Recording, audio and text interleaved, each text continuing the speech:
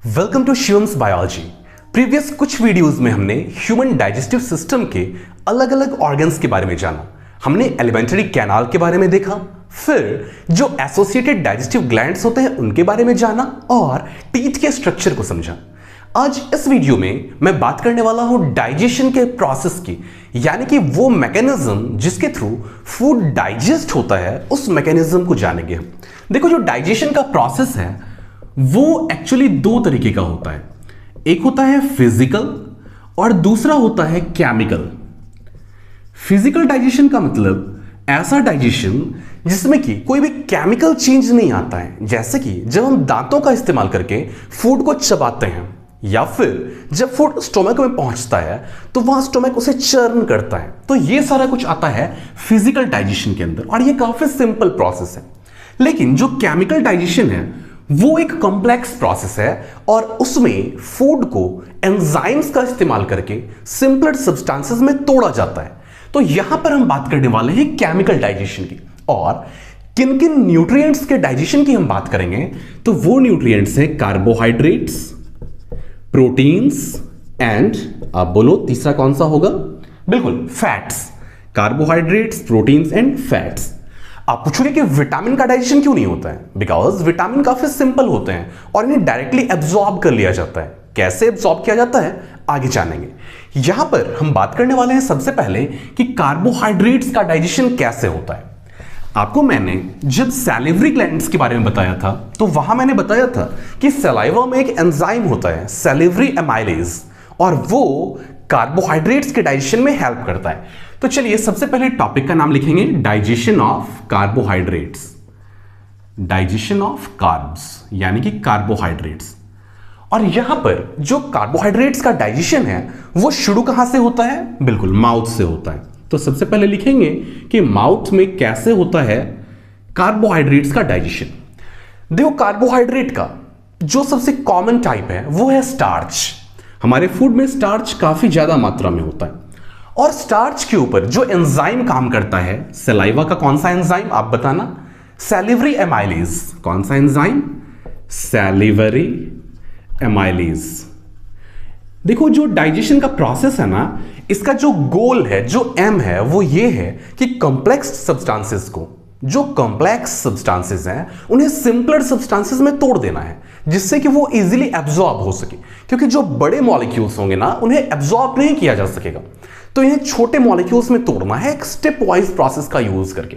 तो यहां स्टार्च जो एक कॉम्प्लेक्स सब्सटेंस है उसे तोड़ दिया जाता है इसे सिंपल सब्सटेंसेस में, जैसे कि माल्टोज में, और साथ साथ कुछ डेक्सट्रिन्स भी बनते हैं। ये सारा कुछ क्या है भाई? सिंपल शुगर है। क्या है? Simple sugar. यू कह सकते हैं कि ये सब डाइसैकेराइड्स हैं। डाइसैकेराइड मतलब शुगर के दो यूनिट्स यहां पर मिले हुए होते हैं। एक्चुअली मोनोसैकेराइड जो कि शुगर का सिंपलेस्ट फॉर्म है, जैसे कि ग्लूकोज, तो जब दो मोनोसैकेराइड आपस में मिलते हैं तो कहलाते हैं डाइसैकेराइड्स। तो ये सब जो यहां पर बन रहा है ना, ये क्या है? डाइसैकेराइड्स। और फिर इन पर काम आगे होगा। कहां होगा आगे देखेंगे हम। माउथ के बाद अगर हम बात करें, फूड कहां जाता है? माउथ से, इसोफेगस से होता हुआ जाता है स्टोमक के पास। तो अगर हम स्टोमक की बात करें, स्टोमक में कार्बोहाइड्रेट का डाइजेशन कैसे होता है? तो स्टोमक के पास कार्बोहाइड्रेट्स को डाइजेस्ट करने के लिए कोई भी एंजाइम नहीं होता है। जब कार्बोहाइड्रेट्स के लिए यहां पर कोई एंजाइम प्रेजेंट नहीं होगा तो क्या यहां कार्बोहाइड्रेट्स का डाइजेशन होगा? बिल्कुल भी नहीं होगा। तो यहां पर हम लिख सकते हैं नो एंजाइम प्रेजेंट। तो स्टोमक के पास कार्बोहाइड्रेट्स को डाइजेस्ट करने के लिए कोई भी एंजाइम नहीं होता है। चलो आगे बढ़ते हैं। स्टोमक के बाद अगर बात करते हैं स्मॉल इंटेस्टाइन की, स्मॉल इंटेस्टाइन में क्या होता है? तो देखो, यहां पर एक्चुअली कोई सी भी चीज हो, जैसे कार्बोहाइड्रेट्स है, प्रोटीन्स है, फैट्स है, हर किसी का डाइजेशन पूरा हो जाना है कहां? स्मॉल इंटेस्टाइन में। तो यहां तो काम पूरा हो ही जाएगा। कैसे होगा? देखो, ये सब जो भी डाइसैकेराइड्स हैं, जितने भी डाइसैकेराइड्स हैं, जैसे कि माल्टोज है, सुक्रोज है, जो कुछ भी है, ये सब डाइसैकेराइड्स जितने भी हैं उन सबको यहां पर तोड़ने का काम कौन करता है? यहां दो एंजाइम्स हैं। एक तो है पैंक्रियाज से आने वाला पैंक्रियाटिक एमाइलेज, और दूसरा, यहां पर बहुत सारे डाइसैकेराइडेज प्रेजेंट होते हैं, जैसे कि माल्टोज के लिए माल्टेज होगा, सुक्रोज के लिए सुक्रेज होगा। तो ये बहुत सारे एंजाइम्स यहां होते हैं जो कि फाइनली तोड़ देते हैं इन सारी चीजों को मोनोसैकेराइड्स में, जो कि सिंपलेस्ट फॉर्म होते हैं शुगर्स के। उनमें देखो डाइसैकेराइड्स पर यहां पर कौन काम करेगा? Pancreatic juice. पैंक्रियाटिक जूस काम करेगा। पैंक्रियाटिक जूस का कौन सा एंजाइम है भाई, आप बताना? Pancreatic amylase. कौन सा एंजाइम? Pancreatic amylase. मैंने आपको पिछली वीडियो में भी बताया था। पैंक्रियाटिक एमाइलेज के अलावा यहां पर कौन से एंजाइम्स आएंगे? बहुत सारे डाइसैकेराइडेजेस आएंगे।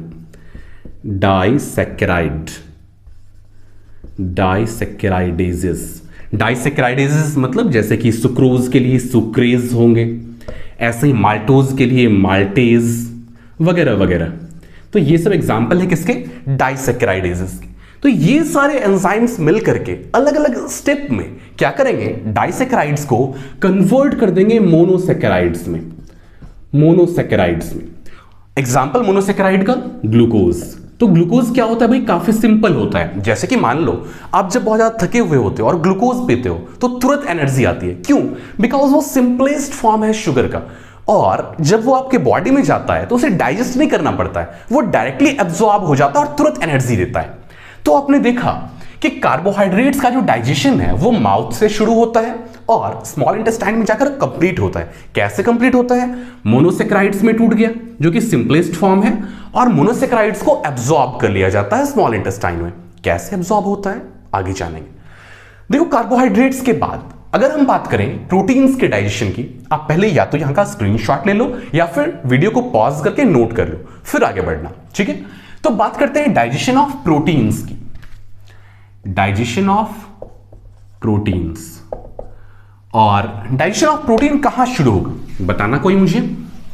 मैंने जब आपको सलाइवा के बारे में बताया था तो क्या वहां पर प्रोटीन्स के लिए कोई एंजाइम था? नहीं ना। तो प्रोटीन का डाइजेशन क्या माउथ में होगा? बताना।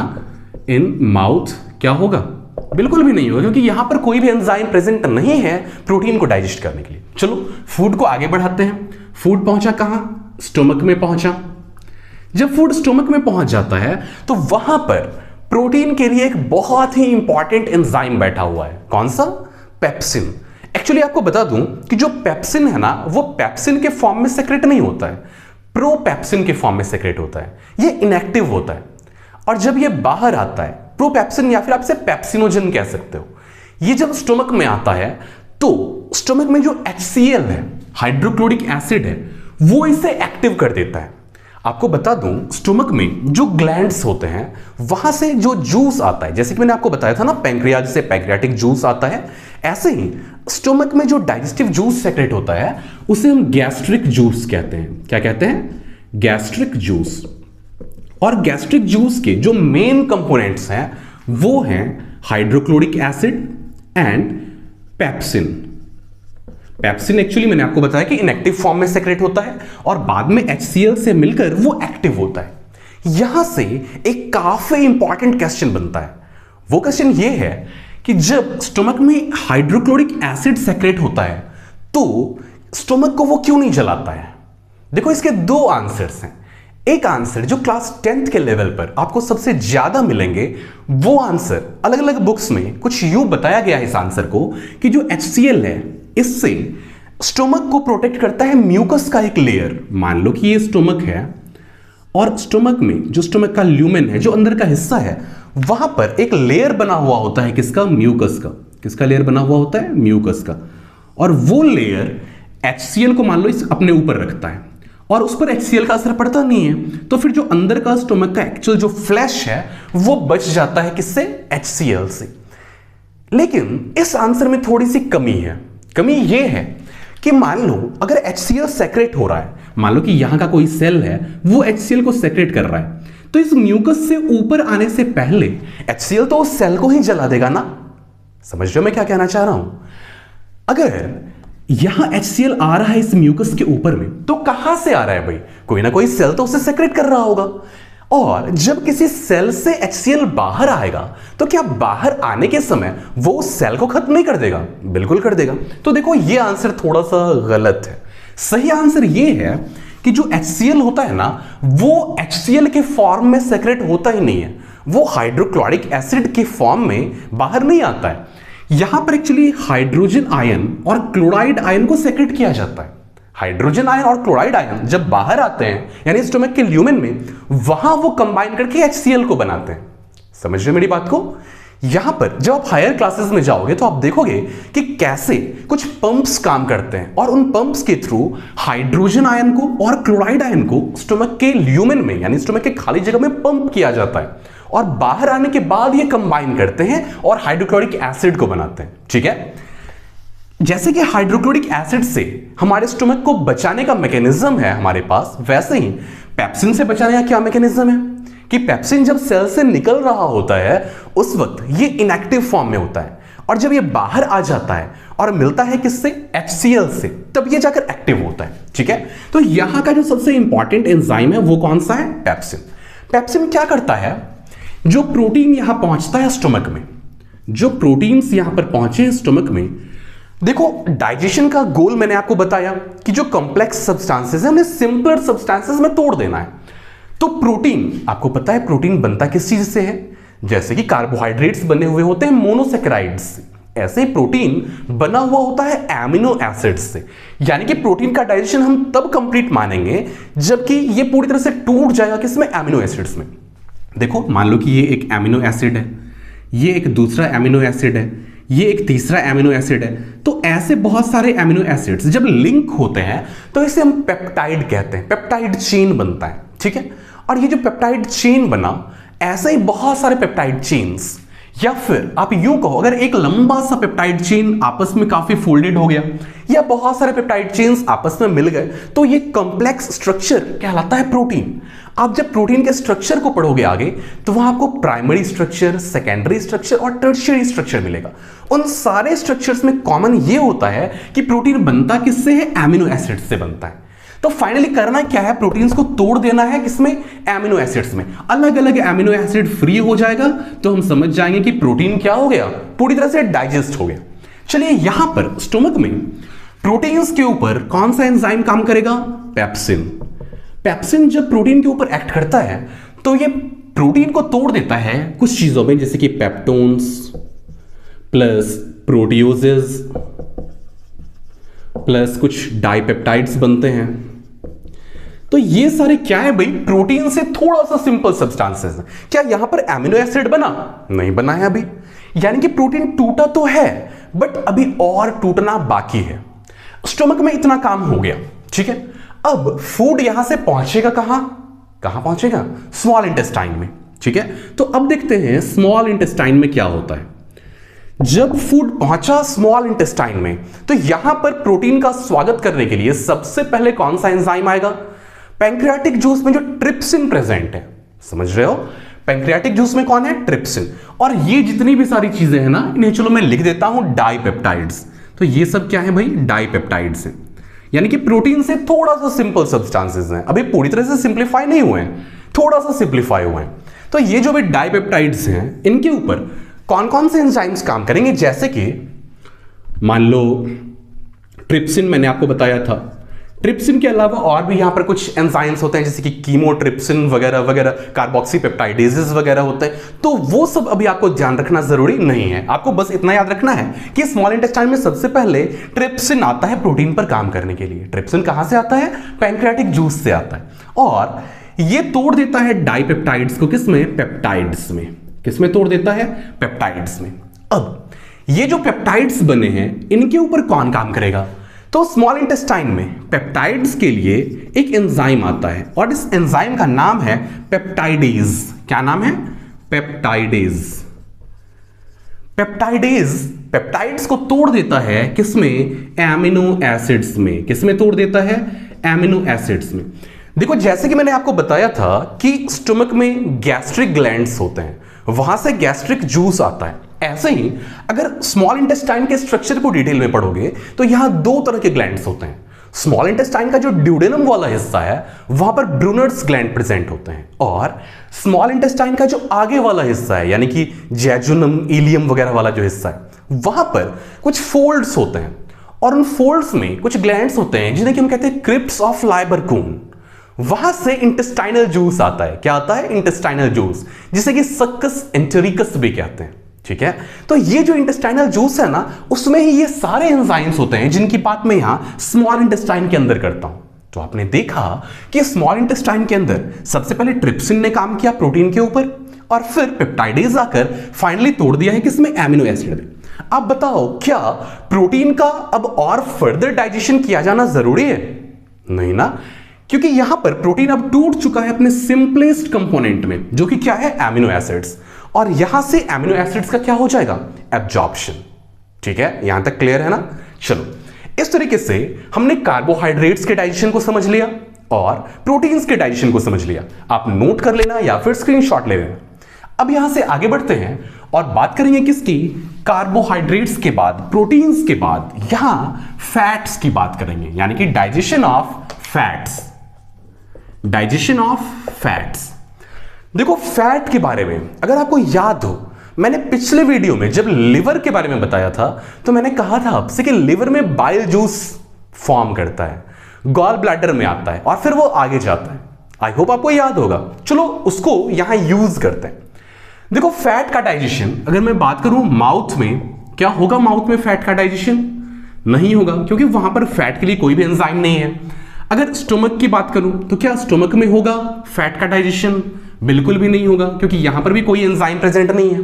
हालांकि मैं बता दूं आपको कि स्टोमक में गैस्ट्रिक लाइपेज प्रेजेंट होता है, बट वहां का जो पीएच का वैल्यू है ना, उसकी वजह से वो एक्टिव नहीं हो पाता है सही तरीके से, तो वो सब कुछ काम नहीं करता है। एक्चुअली एक लाइपेज तो सलाइवा में भी होता है, बट वो सब वहां काम कर नहीं पाता है। इसलिए हम क्या मान लेते हैं कि वहां पर लिपिड्स का यानी कि फैट्स का डाइजेशन नहीं हो रहा है। ठीक है, आगे बढ़ते हैं और अब हम बात करेंगे कहां? स्मॉल इंटेस्टाइन की। किसकी बात करेंगे हम? स्मॉल इंटेस्टाइन की।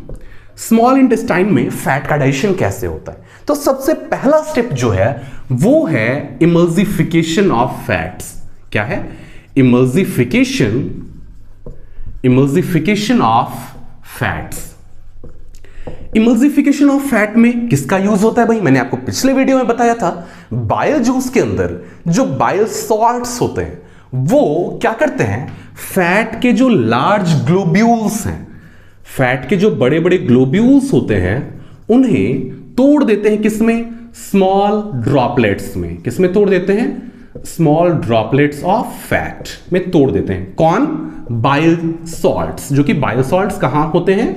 बाइल जूस में प्रेजेंट होते हैं। ठीक है, तो अब ये जो फैट के स्मॉल ड्रॉपलेट्स बन गए, इनके ऊपर काम करेगा कौन? पैंक्रियाटिक जूस में जो प्रेजेंट है पैंक्रियाटिक लाइपेज, वो यहां काम करेगा। तो यहां पर जो फैट के स्मॉल ड्रॉपलेट्स हैं उनके ऊपर काम करेगा कौन? Pancreatic lipase. Pancreatic lipase. और फैट को तोड़ दिया जाएगा किसमें? फैटी एसिड एंड ग्लिसरॉल में। किसमें तोड़ दिया जाएगा? फैटी एसिड एंड ग्लिसरॉल में। तो इस तरीके से फैट अपने सिंपलेस्ट फॉर्म्स में यहां पर टूट चुका है, फैटी एसिड में एंड ग्लिसरॉल में। अब यहां से क्या होगा? जब डाइजेशन अपने सिंपलेस्ट स्टेप तक पहुंच गया तो वहां से क्या होना है? एब्जॉर्प्शन होना है, और ये बॉडी के अंदर एब्जॉर्ब हो जाएगा।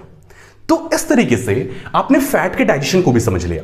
मैं ब्रीफ में फिर से बता दूं कार्बोहाइड्रेट, प्रोटीन एंड फैट के डाइजेशन को। कार्बोहाइड्रेट का डाइजेशन माउथ से स्टार्ट होता है, फिर स्मॉल इंटेस्टाइन में आकर पूरा होता है।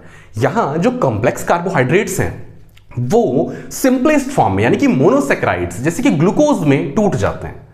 अगर बात करें प्रोटीन के डाइजेशन की, ये स्टोमक में शुरू होता है सबसे पहले पेप्सिन एंजाइम से, फिर स्मॉल इंटेस्टाइन में ट्रिप्सिन और पेप्टाइडेज वगैरह इस पर काम करता है और एमिनो एसिड्स में टूट जाता है। ऐसे ही अगर फैट्स की बात करें तो फैट जो है ये स्मॉल इंटेस्टाइन में आकर डाइजेस्ट होना शुरू होता है। इमल्सिफिकेशन जो सबसे पहला स्टेप है वो बाइल सॉल्ट्स के थ्रू कैरिड आउट होता है। इसके बाद पैंक्रियाटिक लाइपेज आता है और फैटी एसिड एंड ग्लिसरॉल में तोड़ देता है फैट को। जो एब्जॉर्प्शन का प्रोसेस है यानी कि ये न्यूट्रिएंट्स अब एब्जॉर्ब कैसे होंगे, इस चीज को हम नेक्स्ट वीडियो में जानेंगे। आई होप आपको डाइजेशन की पूरी मैकेनिज्म समझ में आ गई होगी।